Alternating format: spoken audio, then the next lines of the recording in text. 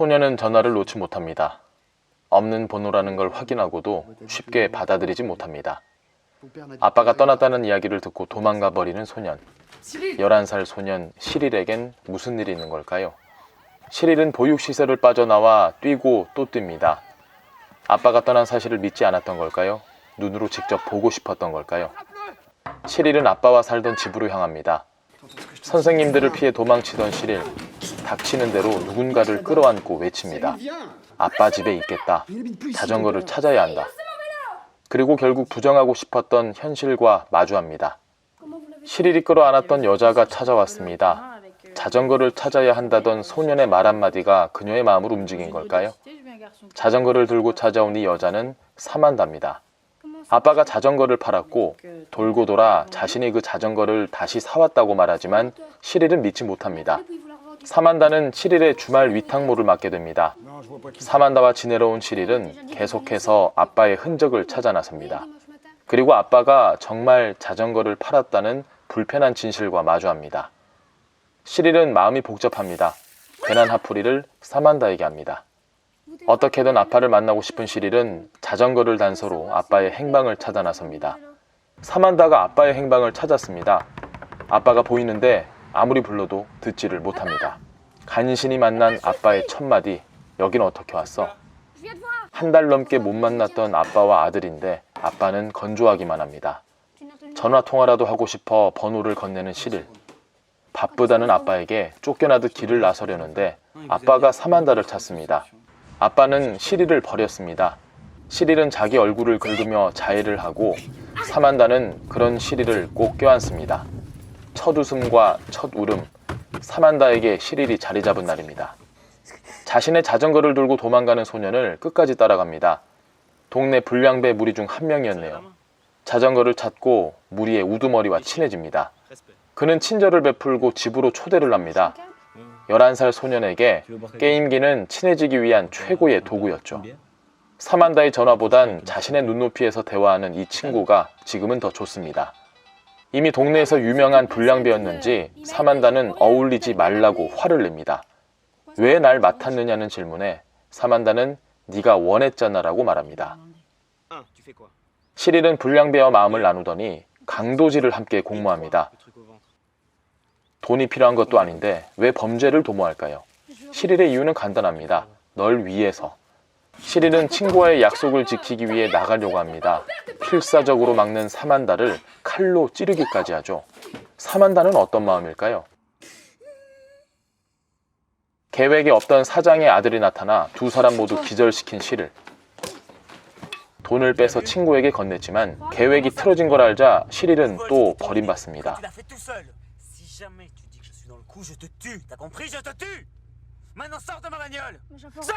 믿었던 사람에게 버림받고 이미 자신을 버린 아빠를 찾아간 시릴. 경찰에 신고를 하거나 아들을 안아줘야 할 아빠지만 감옥에 갈 일 있냐며 시릴을 쫓아냅니다.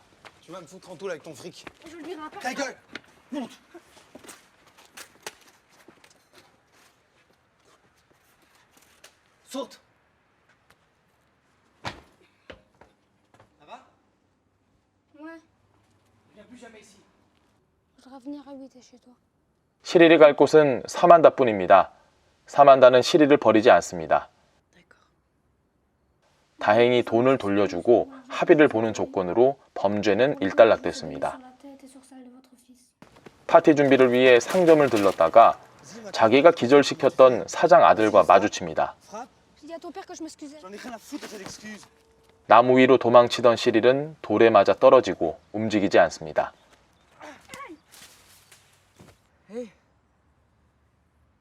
겨우 웃음을 되찾은 시릴은 이제 어떻게 될까요? 영화 자전거 탄 소년이었습니다. 이렇게 좋은 영화가 있다니. 다양한 영화, 다채로운 색깔, 무비 프리즘. 안녕하세요, 리뷰카우입니다. 안녕하세요, 리뷰마우스입니다. 자, 조금 전까지 여러분께서 다르덴 형제의 자전거 탄 소년 소개를 잘 보셨을 것 같고요. 바로 토크를 또 시작해 보도록 하겠습니다. 좋습니다. 자, 첫 번째 토크 주제는 자전거의 의미입니다. 이 영화 제목이 자전거 탄 소년이잖아요. 그러니까 이 자전거의 의미, 자전거가 상징하는 것 간단하게라도 좀 짚어보고 가야겠죠? 교통수단으로 볼 수는 없습니다. 그렇죠. 우리가 하는 뭐 이륜차 교통수단으로서 이륜차의 의미는 아니죠, 이 자전거가. 기본적으로 실일은 불안한 상태잖아요. 모두에게 버림을 받은 불안한 그 11살 소년이기 때문에 마음에 장애가 좀 있어요. 어쩔 수 없어요. 아파요. 그래서 가만히 있지 못하고 계속 뛰어다니고 흐르는 물에서 안정감을 느끼고 뭔가를 계속 하게 되거든요. 앉아있지 못해요. 그 자전거는 일종의 본인의 불안한 마음을 표현함과 동시에 위안을 얻을 수 있는 유일한 도구가 아닌가, 그렇게 저는 해석을 합니다. 그리고 그 시릴에게 자전거는 아빠가 남겨준 마지막 선물이고 아빠와 시릴을 연결해주는 유일하게 남은 매개체라고 볼 수 있거든요. 그러니까 그렇게 자전거에 계속 시릴은 집착할 수밖에 없고, 자전거를 아빠가 팔았다는 사실을 알았을 때 시릴이 느꼈을 상실감은 말로 다 할 수 없는 거죠. 한번 롱테이크로 굉장히 길게 가는 씬이 있잖아요. 강도짓을 하고 나서 아빠한테도 다시 한번 재차 버림받고 나서 그 장면에서 자전거를 탄 시릴은 확실히 이제는 바로 잡아야겠다. 그러니까 단순히 분노나 상실감을 표현하다가 약간 후반부로 갈수록 카메라 앵글이 조금 달라지거든요. 똑같은 카메라 앵글이 아니라 후반부로 갈수록 카메라가 조금씩 뒤로 가요. 카메라가 뒤로 가면 주인공은 앞으로 가거든요. 그러니까 저는 거기서 어떤 게 느껴지냐면, 아, 이제 시릴이 조금 여기서부터는 새롭게 한번 나아가 보는 계기가 되지 않는가, 자전거와 함께. 그런 느낌을 받았어요. 같은 자전거일지라도 그것이 상징하는 바는 내면적 성장과 함께 의미가 좀 변한다.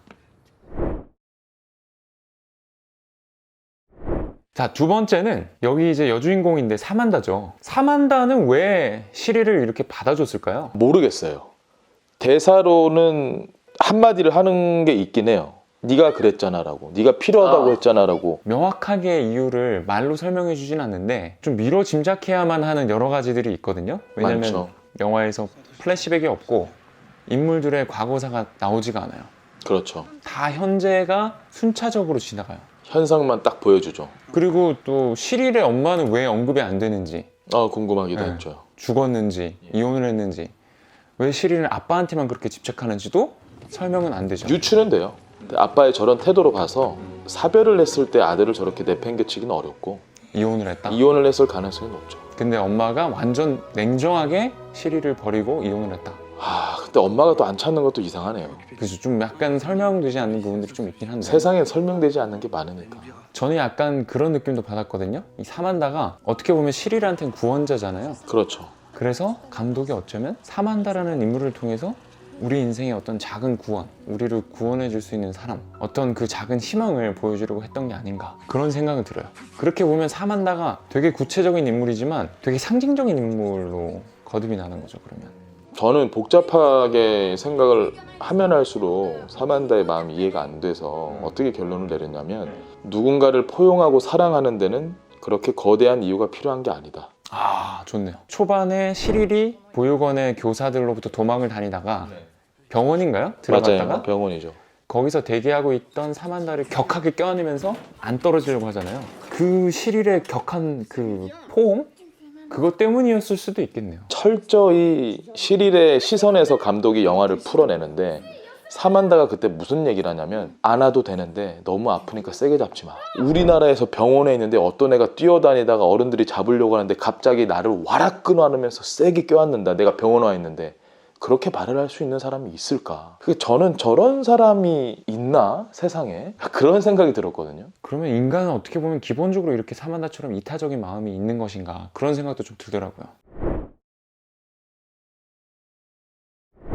자, 다음 주제로 넘어가겠습니다. 이 영화에서 또 중요한 테마가 사과와 용서 같아요. 시릴이 사만다의 팔을 찔렀던 거를 정말 미안하다고 한번 사과를 하고, 그래서 사만다와 시릴은 뽀뽀로 이제 화해를 하죠. 두 번째가 이제 사회적인 사과를 하는 건데, 자, 시릴이 동네의 대표적인 불량배인 그 스티브한테 약간 혹해가지고 범죄에 가담을 하게 돼요. 야구방망이로 퇴근하는 그 가게 주인의 뒤통수를 때리고 돈을 갖고 튀죠. 아들까지 때리잖아요. 네, 집주인이 있고 집주인의 아들이 마르탱인데, 마르탱의 아버지와 마르탱을 야구방망이로 가격을 한 거죠. 다행히도 얘기가 잘 풀려서 합의를 하는 장면이 나오는데, 마르탱의 아버지는 나오지만 마르탱이 안 나오죠. 마르탱 아버지는 굉장히 형식적으로 용서를 해주죠. 계산을 아주 칼같이 하죠. 하지만 마르탱은 어린애다 보니까 용서를 못 해주겠다. 왜 안 나왔어요? 라고 시리를 물어보니까 마르탱은 널 용서하지 못하겠대 라고 하죠. 그래서 약간 그 찜찜함을 남기는데 아니나 다를까 마르탱과 길거리에서 만나서 푸닥거리를 하고 도망가던 시릴이 나무에 올라가니까 마르탱이 돌을 던져가지고 시릴을 나무에서 떨어뜨리죠. 저는 이제 관객으로서 와, 시릴이 이제 인생이 좀 사만다와 함께 좀 행복해지나 싶었는데 이런 비극으로 끝내진 않겠지? 라는 마음이 들긴 하더라고요. 나무에서 떨어졌을 때. 시릴은 범죄를 저질렀습니다. 하지만 뉘우쳤고 사회에서 용서받았고 다시 행복한 일상을 보내는 것 같지만 언제든 그 아이는 다시 돌을 맞을 수 있는 위험에 노출돼 있다는 걸 보여주는 것 같아요. 안타까웠어요. 아무리 네가 열심히 발버둥 쳐도 과거의 너의 과오 때문에 분명히 발목 잡힐 일이 많을 거다라는 걸 좀 보여주는 게 아닌가. 우리나라도 마찬가지고요. 시릴이 나무에서 떨어진 상태에서 일어나서 자전거를 타고 저 멀리 사라지면서 영화가 끝나요. 어떠셨어요? 엔딩 크레딧이 올라갈 때. 그 음악이 나오잖아요. 일단 음악이 주는 가슴의 저림은 이 영화만큼 강한 영화를 일단 저는 많이는 못 봤습니다. 이 영화는 계속해서 우리의 현상을 보여주고 설명을 가타부터 안 해요.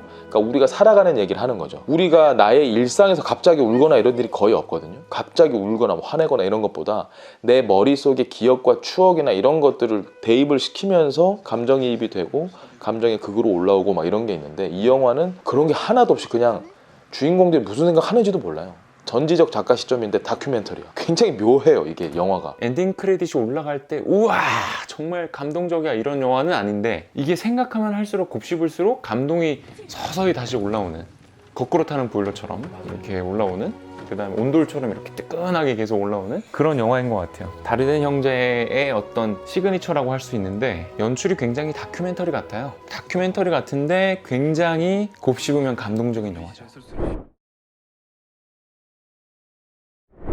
자, 이제 명장면 한번 살펴보죠. 리뷰마우스가 뽑은 명장면 하나만. 저는 시릴이 나무 위에서 떨어지고 마르탱이 와서 아빠를 계속 찾죠. 다급하게. 그게 아들이죠. 아빠를 찾아야 돼요. 이 상황에선 의지할 곳은 아빠밖에 없어요. 아빠가 오죠.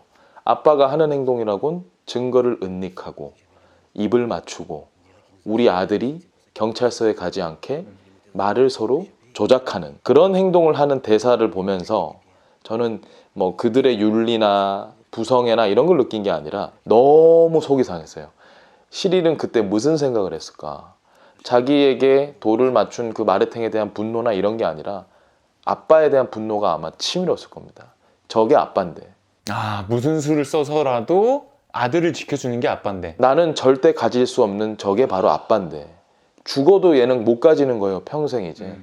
그걸 보면서 마음이 아프고 슬프고 그러다 보니 따지지도 못하고 그들의 영역에 감히 침범할 수 없으니 조용히 가는 거예요. 내가 맞았으니까 화라도 한번 낼 법하고 죽을 뻔했는데 울부짖기라도 할 텐데 그냥 툴툴 털고 일어나서? 그들의 그 아빠와 아들의 관계에는 자기가 감히 범접할 수 없는 그런 기운이 느껴지는 거죠. 아, 그걸 생각하고 영화를 다시 봤을 땐 마음이 너무 아프네요. 시릴이 일어나는 그 툴툴 털고 일어날 때 그 눈빛이나 이런 게 너무 슬퍼 보였어요.